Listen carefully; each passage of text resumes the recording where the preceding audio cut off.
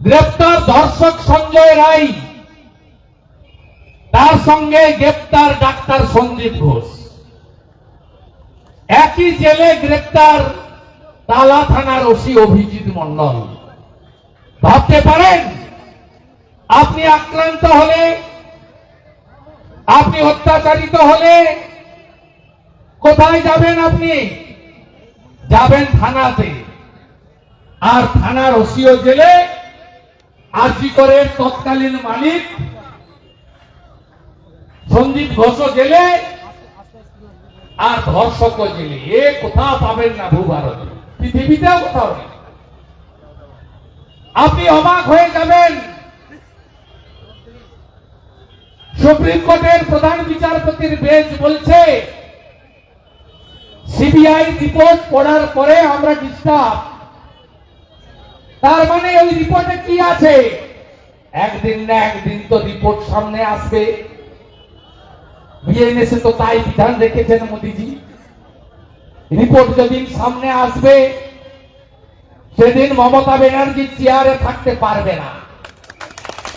আমি রাজ্যের বিরোধী দলনেতা, আমি আপনাদের বলি, একটা ঘরে অত্যাচার করেছে, অন্য ঘরে নিয়ে গিয়ে দেহ রেখেছে। পোস্টমর্টমের পরে যে জামা কাপড় তার সঙ্গে দেওয়া হয়েছে সেটাও বদলে দেওয়া হয়েছে, ভিসেরা বদলেছে, রক্তের স্যাম্পল বদলেছে, সিসিটিভি ফুটেজ নষ্ট করেছে। ভাবতে পারেন কোন রাজ্যে আপনারা আছেন? কে এই মুখ্যমন্ত্রী? তিনি তার মুখোশ আমি বিধানসভায় খুলেছিলাম যেদিন বিধানসভায় বিল এসেছিল।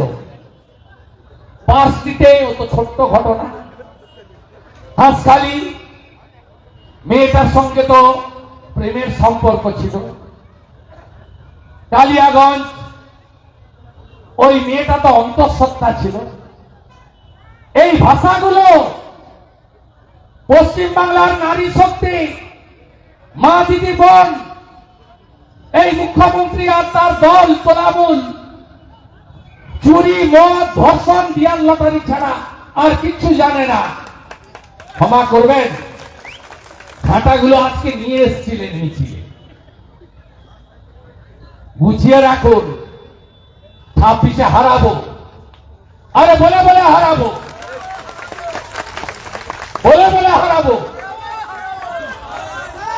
21-এ হারিয়েছি নন্দীগ্রামে, তখন মাত্র কয়েক মাস সময় পেয়েছিলাম আমি বিজেপি। 5 বছর সময় পাচ্ছি, 4 বছর হয়ে গেছে, আরো 1 বছর আপনাদের নিয়েই হারাবো।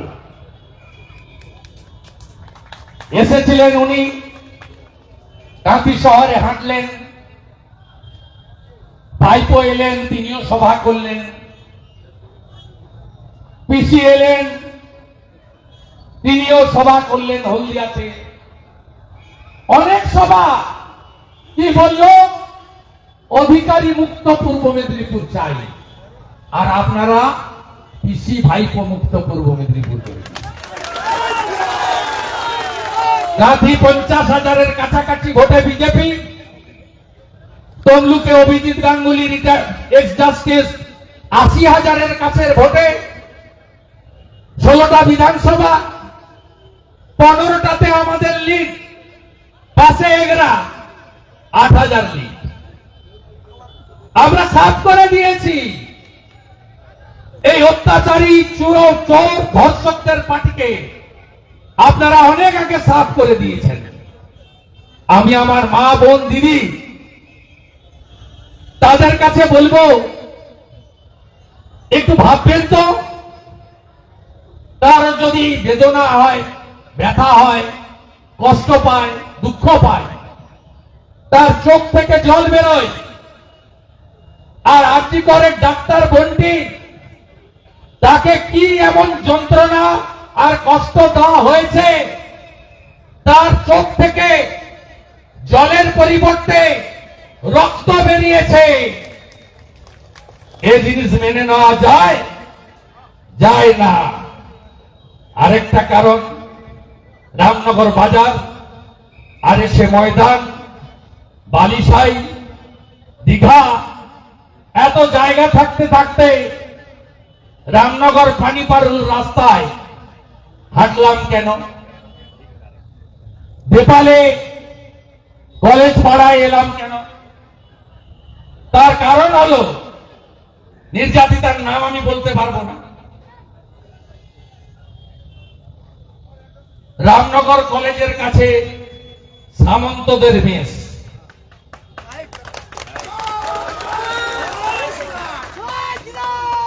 কি হয়েছে? সেই রাত্রে প্রায় 11টা নাগাদ আমি নিজের রুমে বসে কলেজের প্র্যাকটিক্যাল খাতা লিখছিলাম। সেই সময় কলেজের দাদা রাহুল সাঁতরা হঠাৎ করে পেছন থেকে এসে খারাপ উদ্দেশ্য নিয়ে আমাকে জড়িয়ে ধরে। তখন পাশের রুমে আমার স্বামী এবং অন্যান্য দাদারা গল্প করছিলেন। আমি রাহুলদাকে বাধা দিই, বলি এই রকম আচরণ করলে চিৎকার করে লোক জড়ো করব। এই শুনে রাহুলদা আমার রুম থেকে দ্রুত চলে যায়। শুনছেন তো? রেকর্ডও করছেন তো? এটা চরিত্রটা রেকর্ড করে নিয়ে যান, গ্রামে গিয়ে মহিলাদেরকে শোনাবেন যে কাদের ভোট দেয় লোক, জোড়া ফুল নিয়ে কারা ঘুরে বেড়ায়, কারা লক্ষ্মীর ভান্ডারের কথা বলে। লজ্জায় সেই রাত্রে এই ঘটনার কথা আমি আমার স্বামীর কাছে প্রকাশ করতে পারিনি। পরের দিন রাত্রি 10টা নাগাদ কলেজের সিনিয়র দাদা প্রীতিশ বেরা, ডাক নাম সোনু, চন্দন পুলাই, রাজকুমার জানা, শতদল বেরা, রাহুল সাঁতরা, মেস মালিকের জামাই অপু জানা, কয়েকটা বিয়ার ও মদের বোতল সহ আমাদের রুমে আসে, বলে যে আজকে এখানে বসে খাওয়া দাওয়া হবে। আমি এবং আমার স্বামী প্রতিবাদ করায় শতদলরা আমার স্বামী এবং আমাকে অশালীন ভাষা এবং প্রাণে মেরে ফেলার হুমকি ও পরীক্ষায় ফেল করানোর কথা বলে।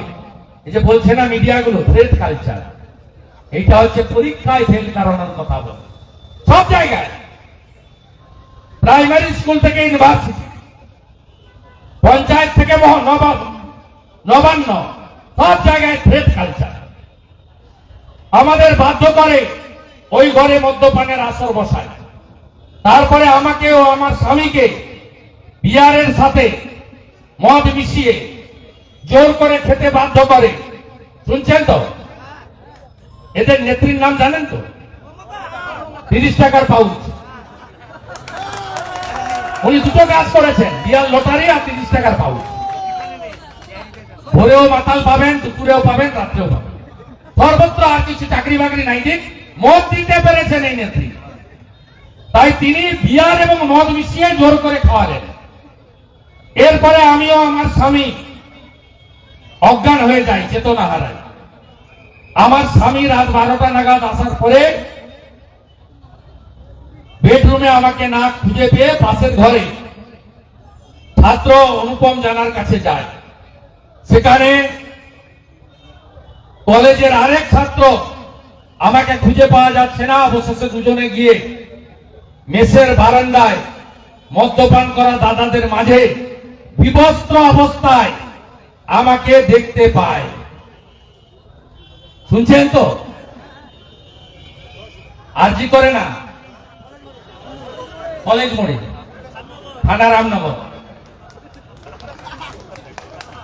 কোন অঞ্চল? পালগুড়ি, নেপাল অঞ্চল। আবার রাত 3:30টা নাগাদ ওরা ফিরে এসে আমাদের রুমের দরজায় ধাক্কাধাক্কি করে হুমকি দেয়, এই ঘটনার কথা প্রকাশ করলে আমাদের দুজনকে প্রাণে মেরে ফেলা হবে।